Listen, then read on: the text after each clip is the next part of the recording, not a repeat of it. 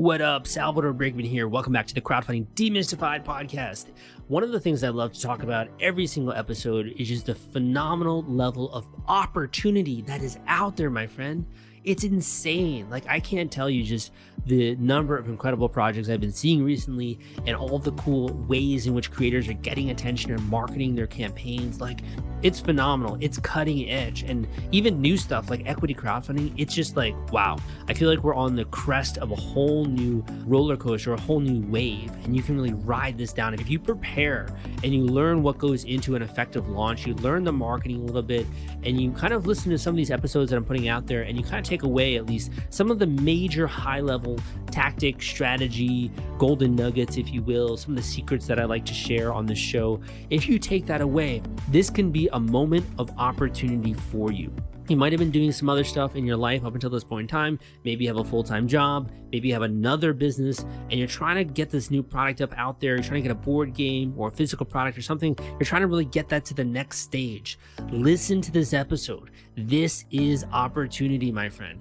So if you could have the chance to talk with $1 million Kickstarter campaigner, what would you ask them? That's kind of what I was wondering, right? Before I did the podcast today. So I spoke with the creators behind the Isle of Cats. This campaign attracted more than 12,000 backers, over $1 million raised on Kickstarter for this project, a phenomenal tabletop game. I think that whenever we have a campaign of this level of caliber of success, it's always a bit intimidating. But one of the things that I've always wanted to do in my life and also with this show is to kind of bring those success stories to you, but in a much more digestible manner, and to kind of show you a little bit of pulling back the curtain, like what's really happening behind the scenes, right? Pull back the hood on that car. What's underneath the hood, right? What does the engine really look like in order to power this vehicle, which ended up doing a 7-figure raise? And that's what I hope that you take away from today's podcast episode, is that you take away some actual principles, some actual things that you can do in order to be more successful with your crowdfunding campaign. Obviously, not everyone can have $1 million launch. However, it does show you the opportunity, my friend. Like, even if you only get a small fraction of that, how would that change your life? What would that mean for your particular product, for your category, what you're trying to achieve? What if maybe you don't do $1 million campaign? What if you do a 6-figure one? What if you do one that's even a little bit smaller, right? How can this get you on the map? You gotta start somewhere, my friend. And if nothing else, today's episode is gonna inspire you. It's gonna show you what you gotta do to hit some of those bigger raises and some of those bigger numbers. But I think it also, if nothing else, shows you just black and white the opportunity that is available to you when it comes to Kickstarter crowdfunding this year, and what you can do in order to take advantage of that opportunity to get something out there, to build your brand, to get social proof, to make validation happen, and also to get some funding, of course, to be able to move forward with this project in your life. So exciting, so exciting. Hope you enjoyed today's podcast episode. It's coming up. Hey guys, welcome back to the Crowdfunding Demystified podcast. Today we have a mega Kickstarter success on the show, the Isle of Cats. Don't forget about the kittens. This is an incredible campaign that's done over 12,000 backers they've attracted for their project. Super interesting product, and we have the team here today to talk a little bit about it. Looking forward to talking about this and getting into the nitty gritty with Frank. Frank, welcome to the show. Thank you very much. It's great to be here. It's nice to meet you. Definitely, man. Do you think we can kind of get started? You could tell listeners just a tiny bit about the product and a little bit about the game and sort of how all this works. Yeah, of course. So this was all about a board game called The Isle of Cats. And I've been doing a couple of board games over the last few years and just trying to grow my audience and kind of build my company up. But this Kickstarter was, that point where I kind of have been done it a little bit. I feel like I know what I'm doing, and I really wanted to kind of push and see how far I could get. So this game is a game which has a really wide audience, and that was really important. It's a game that you can play with children, kind of experienced gamers can play, people can play in large groups or small groups. So it was designed to appeal to as many people as possible. It's got a very kind of friendly, kind of accessible art style, which is the cat theme behind it, which obviously appeals to a wide audience as well. And it's a game that I designed to be both a good game, but also, hopefully a good product to kind of be able to sell on moving forward. Awesome, man. And this is your 5th campaign, your 4th campaign? How many have you run so far? Yeah, so this is my fifth. One of those I typically don't really think about too much because it was kind of like a side, separate, small thing. Like I see myself as having done four product campaigns, and then the fifth one, as to say, was like a local kind of event that had a very limited kind of reach to it. Got it. And when did you first start launching or start getting involved with Kickstarter? So, I mean, I'm one of these people who I won't dip my toes into something until I feel comfortable with it. So I've been using Kickstarter as kind of a backer for like, sorry, 7, 8, 9 years now. I think probably 2012, 2013. But my first campaign itself was run in April 2017. So about 4 years ago now. Got it. It sounds like you've been kind of progressing here and learning the art, right, of launching these games and attracting a massive audience here. What's sort of been like a highlight or two on your journey so far? It's always a tricky one. I think the fact that, there's been four kind of game Kickstarters and each one has managed to kind of blow the last one out of the water, obviously in itself is a great feeling. But I think that for me, my whole approach is a very organic approach. I spend very, very little on marketing. I do everything kind of in a more personal kind of way. And this latest Kickstarter, to see, I managed to attract 12,000 people and kind of have so many people come back from my last campaigns. To me, that was more exciting than the money in a sense, because it showed me that, that approach I'm taking is now working and I don't need to be spending money on adverts or marketing, and I can just do it in a natural kind of way. And in Bristol, like, are there a lot of tabletop gamers and creators like this? Or, how do your friends and family kind of react to these launches that you're doing? Bristol itself is a very creative place. So Bristol is a city in the UK. It's an incredibly creative, independent area, but there's very few people designing board games. There are a lot of board gamers. So that fifth Kickstarter I kind of mentioned earlier was actually just tickets for a local event that I organized for a couple of hundred people. And there's like, as I say, there's a big community of people who play games, but not necessarily people who design them, which means that it's quite a lonely process in many ways. But my family are very supportive. Like, as I'm sure anyone who sees like someone in their family having such big successful projects, it's very hard for them to really understand what's going on. Like, no one really expected me to be hitting these kind of £1 million or multi-million dollar kind of numbers.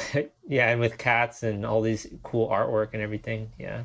And all these mythical No, creatures. exactly that. I can imagine that. So when it comes to down to it, like, is this just your passion for gameplay? Is it the artwork you get excited about? Is the designing it? Like, for you, kind of, where does the passion lie with creating these products?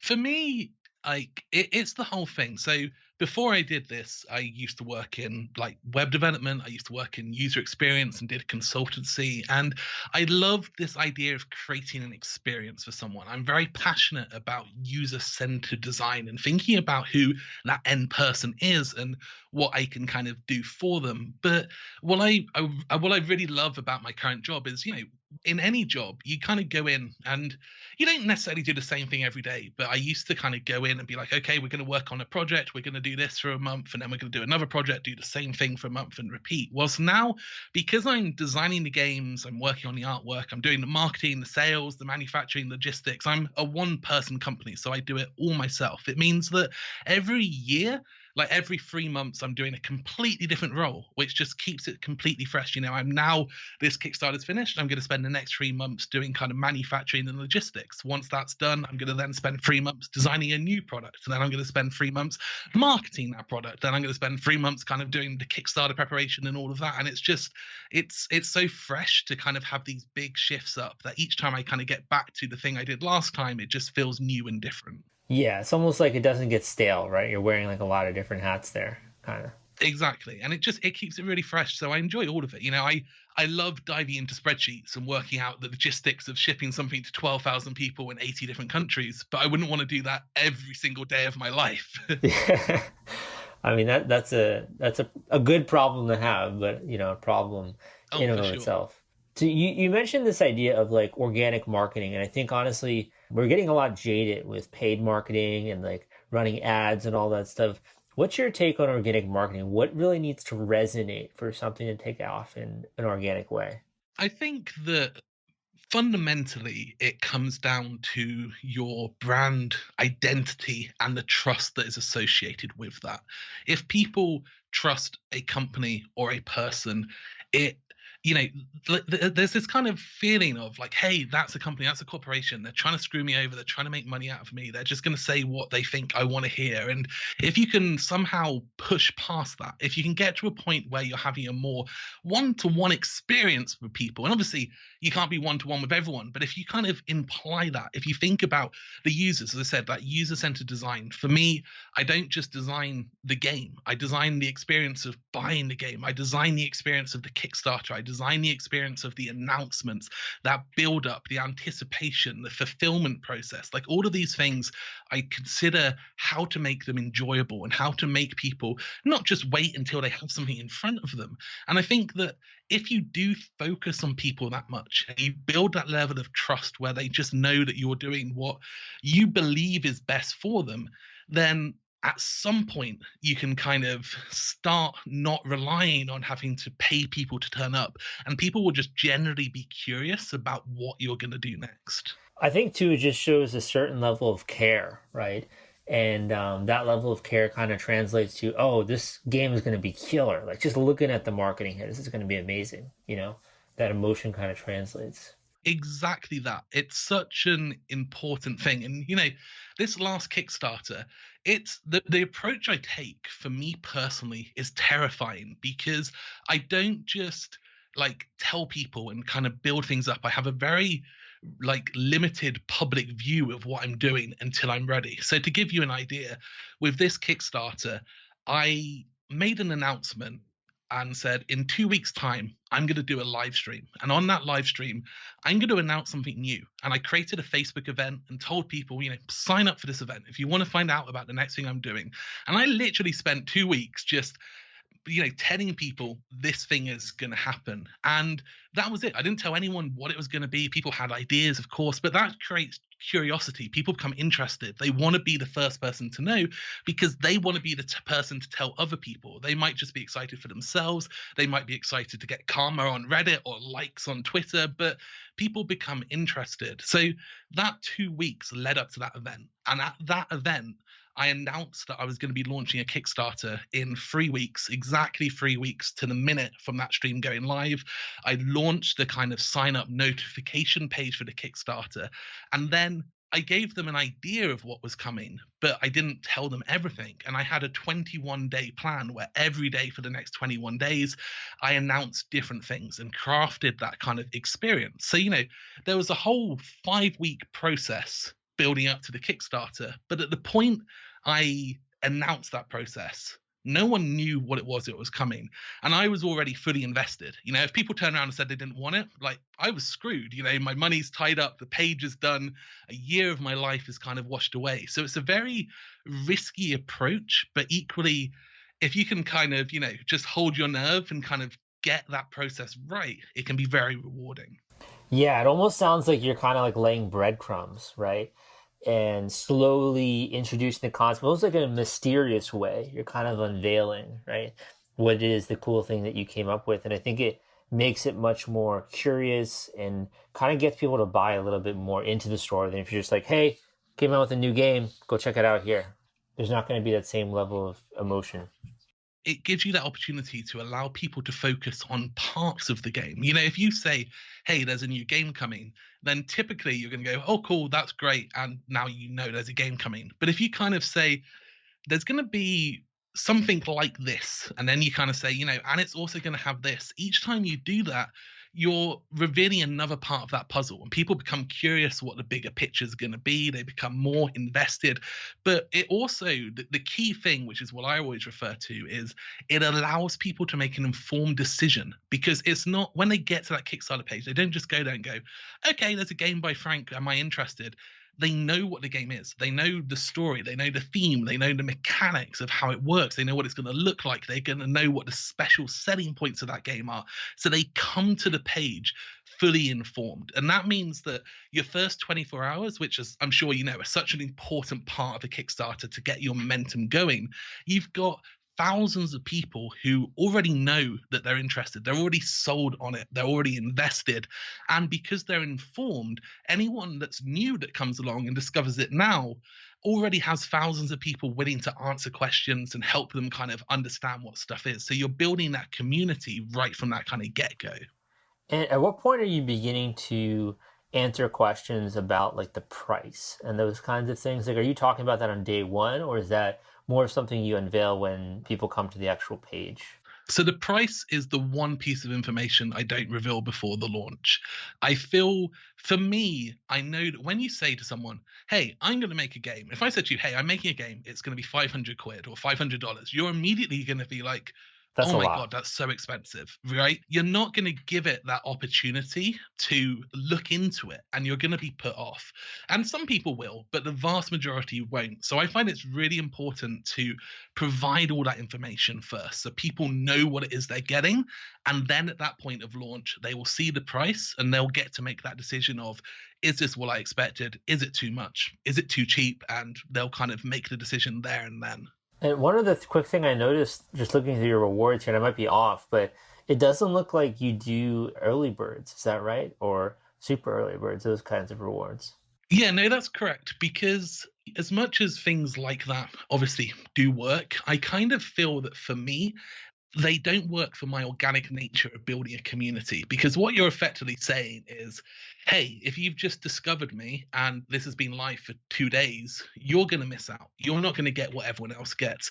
And it can create a negative where they feel like, I'm not part of that group. I'm not part of those people. I don't get what they get. So these days, I don't do early birds because whilst it would help with the launch, I feel it provides a negative for the rest of the campaign. And because I'm already confident my launches are going to be good, I feel like it's better to not have them. If you're worried about the fulfillment and shipping part of your Kickstarter campaign when it comes to getting out all those perks and rewards to your backers, rest assured I've put together a complete Kickstarter fulfillment and shipping checklist for you, and it's free. This is sponsored by the folks at Fulfillrite, and they thought that you should have this checklist as part of your arsenal going into a crowdfunding campaign. If you want to get instant access to this checklist and it's free, you can go to fulfillrite.com/checklist. Again, that is fulfillrite.com/checklist. Fulfillrite.com/checklist. Just go to that link and you can download it immediately. That's really interesting. Yeah, I think that says a lot too about your focus on the community and making sure people have a positive experience, right? So it can be kind of like a double-edged sword, right? In that way. Yeah, completely. It's that whole thing, where if you string someone along with a carrot and they eventually get the carrot and find out it's rotten, then, what have you Yeah. really achieved? And there's marketing and, all sorts of things like this with campaigns. There's always a positive and there's always a negative. And you've always got to weigh up which of those two are going to be more important to you. Is this going to have more positives for you than negatives or vice versa? And that means, it's the key thing, as I'm sure you know, like every person who runs funding, they don't all do exactly the same thing because it doesn't work for every product, for every audience in the same way. There are certainly similarities, but everyone needs to kind of also have that fresh eye of, what is it that I'm doing? How am I different? What's my product? What's my audience? And what works for them? Understood. One of the things I was really curious about, just seeing that you've done all of these different projects, at what point did you begin to look at the campaign pages almost being like a dynamic asset where you can change up with things on it, you can adapt it? At what point in time did you kind of discover that? It's something that I've certainly had in my mind, I think, since the beginning, because I design, experiences for a living. That's what I used to do. I was always mindful of like the personas of the people who I was trying to sell to, the personas of the people who I wanted on my page and who I was targeting. And one of the things that became really important to me was actually the persona of someone who turns up at the launch of your Kickstarter is going to be very different to the persona of someone who turns up in the middle or at the end. If someone's there in the first hour, you can pretty much guarantee that they already knew of it. Not everyone, but the vast majority. But people who turn up after a week. You're going to get to a point where maybe it's more 50-50. At that point, maybe half the people turning up knew about it. They've just not had time. Half the people are discovering it through social sharing or people kind of just spreading the word. And as you get further and further towards the end, you're going to have more and more people that you can assume don't know what your thing is. So you can start changing the words and start tailoring that experience away from, hey, I assume you know what this is what you want, to, hey, I assume you're a new person and I'm going to try and tailor the experience more towards you. So it's almost as though you're trying to gauge the visitors and then adapt the page to them depending on the time frame in the launch. So early on might be different than, let's just say, in the middle of the campaign. Exactly that. And one of the things that I do throughout my campaign is I strictly monitor like Facebook, Twitter, like all of the relevant social feeds for my industry, board games, Instagram, like TikTok, and obviously the comments on Kickstarter itself, and just look for anyone who's discussing it. And then anything that's negative, anything which is I don't want it because of this, I don't like it because of this, or anything which is I don't understand this, I make a note of it. And if I see the same thing coming up multiple times, or if I look at it and go, actually, yeah, I can understand why you've had that feeling, I'll dive straight in and make a change to the page. Because just if you see one person posting something, there's probably going to be 10, 20, 100 people who didn't post it who kind of felt the same way. And if it's an easy change, if it's just actually we want to change some wording. An example of that is in one of my previous projects, I created a game which was quite a complicated game, but because of the artwork, people felt like it was a simple game. And because of that, they assumed that it should have the price tag of a simpler game. And over time, I started seeing posts from people saying, this game's too expensive for such a simple game. So I actually went and readjusted the page and got quotes from reviewers. And rather than getting quotes that said, this is the best game ever, or this is fantastic, I actually got quotes like, this game is much more complex than I originally expected. And I started putting those at the top of the page and kind of changing that message to adapt and kind of sell people on what they originally saw as a negative. And rather than just sitting there and going, what can I do? I changed that story to kind of resolve that. That is so interesting. Yeah, that's like almost hacking human psychology there. I love that. Very cool. And if someone's going to be loving and playing a game and be able to make memories and stuff like that, you're almost doing them a service too, because that might turn them away, right, from even considering it. But because they Exactly. see that, they're able to sample it. And if you're trying to grow a business or just do something for a living like I am, fundamentally your Kickstarter obviously gets that product off the ground, right? That's the core concept. It allows you to do it. But you don't want the Kickstarter to be your only point of income. You don't want after the Kickstarter to never sell one again. And the way you're going to sell more is if the people who get it enjoy it, if they like it, if they talk about it, if they share about it. So making sure the right people are buying your product is, maybe you're going to lose one or two backers because they don't buy it because they realize it's not for them. But it means that big hype on launch day, when everyone gets it, when fulfillment happens, they start turning up, you're going to have more positivity, and that is going to help spread and sell more in the long run. Yeah, I mean, it makes it obviously a lot easier. And if you're doing multiple campaigns like you are, I'm sure you also have spillover, right? Audiences who have bought from you before and then they support your next Kickstarter. So that makes total sense to me.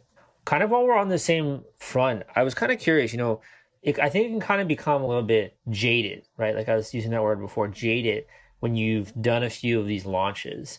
Do you still kind of get like the heebie-jeebies before you go live? Like, what does it still feel like for you? Do you still feel that level of anxiety that a lot of other people feel? I do, but I suppose there's a few answers for that. So one of them is that, as well as doing my own stuff, I do a lot of mentorship for other kind of board game publishers and helping new people in the industry kind of working out their campaigns. So I do get to see the start of a lot of theirs, and obviously I do get to see some fail. So I'm always aware of that side. I think the second part of it is because, as I say, I don't really tell anyone what I'm doing until a few weeks before the launch. It means that I'm living in a room of silence. I've spent a year working on something and I'm not quite sure yet how people are going to respond to it. So that makes me very, very nervous. And the third part to that is, each campaign I launch, I've invested more into. I'm trying to grow. I'm trying to do things that are bigger, things that are more exciting. And that means that, there's more to lose. So, whilst with my first Kickstarter and I launched it and kind of said, hey, if I got 500 backers, this is going to be fantastic because it's going to allow me to make it. With my latest Kickstarter, that number kind of becomes 2,000 because you've invested that much more and you need that much more to make it work. And I'm never confident that I'm going to be able to get that much more than I got last time. So that makes me really nervous. Yeah, for sure, I'd imagine. As well as, I mean, you got all these people who are kind of watching your every move, right? And if you're coming out with a similar vein of product, you're wondering, are they going to like it as much as the last one? So like, I can totally see that as well. One of the other things I think that's always a little bit intimidating with launching a new campaign is just like the community aspect. And all of these people who then have the ability to leave their opinions, right? To say what they think, to criticize you, all those things. Do you have any approach to kind of dealing with that side of the equation? Yeah, completely. So for me, I think my number one rule, I'm as I'm a one man person. I don't have like business rules and like strategies and all of this kind of stuff of like my business guidelines. But one rule, which if I did write something would probably be at the top, is this concept of stop fires. So one of the biggest issues that I see on campaigns and outside of campaigns as well, but on Kickstarters is when someone comes along and says something negative, there's a couple of things that can happen. Firstly, it can go unanswered, and that means anyone new coming to your page will see that and they may feel the same way. Like once they've read it, they might start thinking, oh, yeah, I agree, this is a problem. You've then got comments where more people start responding to it on a negative vibe. And then you've got comments where someone responds to it in a positive way, or even if it's not positive, in a way that kind of ends the conversation politely. So, for example, if someone comes along and goes, oh my goodness, I can't believe you've got cats. That's absolutely stupid. Like, what on earth are you doing? You can end that very quickly by saying, I'm really sorry that you're not a fan of cats. There are plenty of other board games being made. Maybe this one isn't one that's good for you. And you just kill it off. But if you leave it unanswered, you can only get 5 or 6 people. And then, maybe you answer it and then someone says the same thing the next day. And you kind of think, well, I've already answered this. So I can't be bothered to keep answering the same questions. But to me, that's where you either have to adjust your Kickstarter page or you just have to kind of adapt. So I have a very black and white rule, which is in the hours I'm awake, if you make a comment on my Kickstarter page, it will have a response within an hour. And that's the black and white rule. That is my number one rule during my campaigns. If I'm awake, you get a response within an hour at worst. It's And obviously, when I'm insane, man. asleep, I always write a message saying, look, I'm heading off now. And sometimes I'll do that an hour or two before I go to bed. When I wake up, I'll always write a message and say, I'm here now for the day. I'm going to catch up on everything else.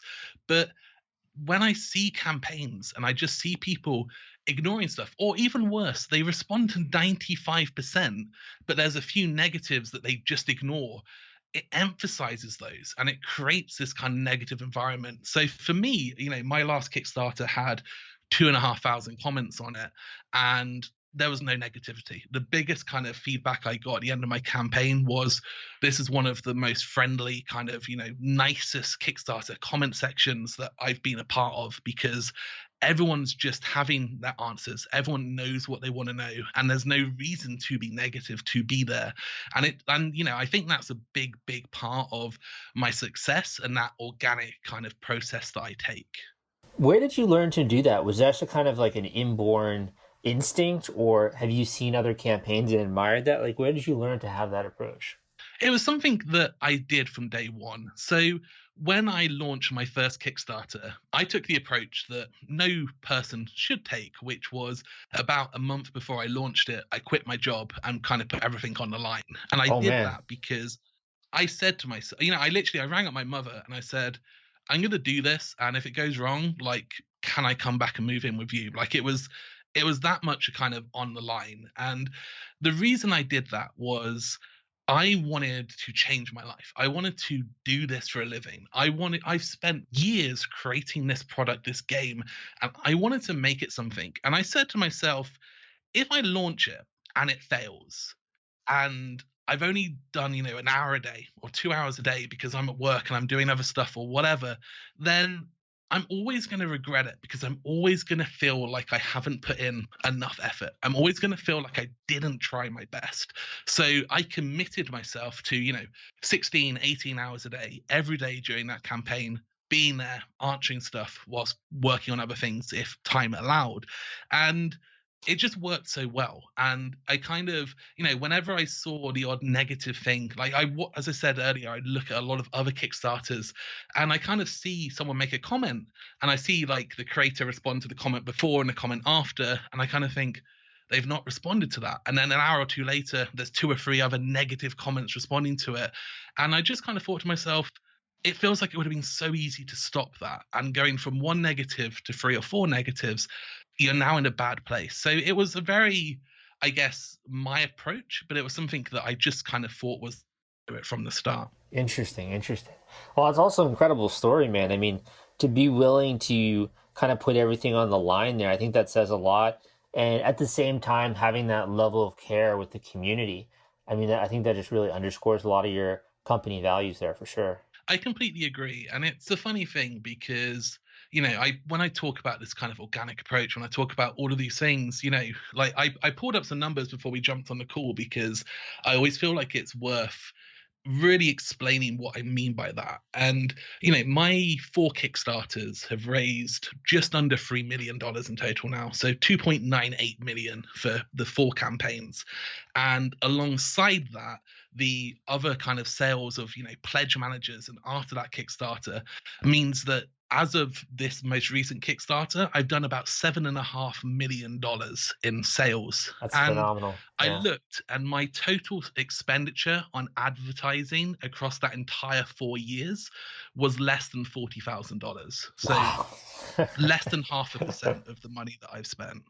You're killing it, man. That's awesome. That's amazing. I mean, that really does underscore the organic aspect, but also I think it just shows that people really love the actual product, right? They're talking about Yeah, no, it, they're supporting it, all that. it certainly wouldn't be a workable approach if you had bad products that people didn't enjoy. And the fact that I'm in the an entertainment industry obviously does help with that as well. But hopefully those numbers, as I say, I kind of say them because they really reinforce the fact that I'm not spending money on these adverts. And I'm sure you've kind of been involved in products where you've seen tens of thousands of dollars being spent Yeah. on adverts just during one campaign.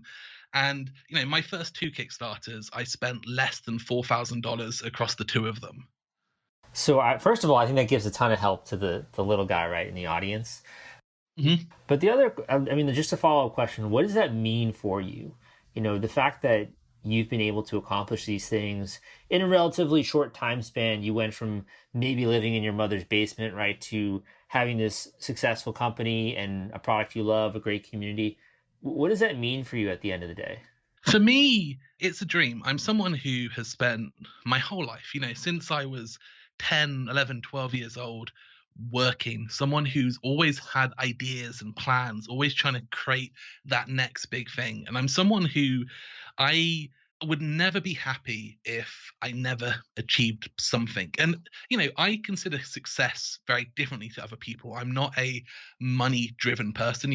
My last 4 years like have made plenty of money. I like that is not a part of my life that's a concern. For me now, it's about just achieving goals and things like, having 12,000 backers, like breaking that 10,000 backer number for me was like the highlight of this last Kickstarter because it just showed that I've kind of reached that next bar in my eyes. And so to me, each time I hit a goal like that, each time like I release something and it's kind of well received and more people turn up to that next thing, it just makes me feel like I'm doing something well. And because I'm doing it so organically with such little kind of, aggressive paid for marketing, it means when I go to bed at night, I kind of just feel like I've done a good job and that people like what I'm doing because of who I am and what I'm doing rather than because they've been paid to like it or something else. That's awesome. That's amazing. My final question for you here is, well, first of all, where can people go to learn more about some of the games you have coming out in the future? But the second question would be, if you could talk directly to the audience, what is a final message, tip, or something you wish that you were told when you were getting started? And you can kind of end on that note. Okay, so the best place to go is my website, which is thecityofkings.com. You can find me on Twitter, Facebook, YouTube, and everything else as City of Games HQ. But as I say, that's all linked on the website of thecityofkings.com. And in regards to the kind of the advice I would give to other people looking to do this, you know, there's a million things I would say, but the biggest one is make sure you're ready when you launch. I see so many people who sit down and say, I'm going to launch a campaign on this date, and they get closer and closer to that date, and their page isn't quite ready, their signups on their pre-launch page just isn't quite ready, there's not enough people, they're not getting that momentum, and they sit there and go, well, I'm committed now, I'm going to launch. And it nearly always fails because you're so invested, right? There's this embarrassment factor of failing, but actually once you've got your pre-launch page up, you know, if you're not getting followers on that, if you're not getting signups for that, then that's the point where you should sit back. That's the point where you should say, hey, look, this isn't getting the traction I thought it was going to be. What can I do? Because if you launch your Kickstarter and then try and fix that, you're going to have such a hard time, and you're never going to get the momentum that you could have got before. Incredible, man. Love it. Thank you so much for coming on. Great messaging, incredible product, great design. Can't wait to see your next game. Thanks for coming on, Frank. No, it's my pleasure. Thanks for having me. Thank you for listening to this episode of the Crowdfunding Demystified podcast. Again, my name is Salvador Briggman. Thank you so much for your time and attention. I got one other thing for you if you want kind of a bonus and you've been learning a lot about Kickstarter and crowdfunding and you're like, you know, Sal, I've been learning a good amount, but I still feel like there's some pieces of the puzzle that are missing. I got 2 links for you. Number one is you got to check out the Kickstarter launch formula. That is the number one go-to source when it comes to launching a crowdfunding campaign. All you got to do is go to crowdcrux.com/Kickstarter audio. Go to that link, download the Kickstarter launch formula. You will thank me later. Just a no-brainer decision, paint by numbers formula, turnkey solution, A to Z, everything that will get you from point A to point B quickly. Again, that link is crowdcrux.com/Kickstarter audio, crowdcrux.com/Kickstarter audio. The other link I have for you is if you're more of like a visual learner and you kind of want a little bit more hand-holding, like you want something that's going to take you step by step through this process. You don't want to just listen to maybe an audiobook on your way to work or when you're working out at the gym. You kind of want something you can digest a little bit more. I got a great free course for you. All you have to do is go to this link, enter your name and email, and you can gain access to this free training, Kickstarter training videos. So that link is crowdcrux.com/Kickstarter. That is crowdcrux.com/Kickstarter, crowdcrux.com/Kickstarter. That link will take you to these free training videos. I hope that they're helpful for you, man. I hope that you got a lot of value out of today's episode. And if nothing else, go and listen to some of the other episodes that I got out there. So many success stories, so many people telling you exactly what you got to do when it comes to smashing your goal with an upcoming campaign. Literally no reason not to, completely free, all available for you, golden nuggets that you can then apply to your upcoming e-commerce product launch, or that you can apply in the future if you're looking to get some research now and maybe do this further down the road. Thank you so much for listening. Again, my name is Sal, and I will see you next time.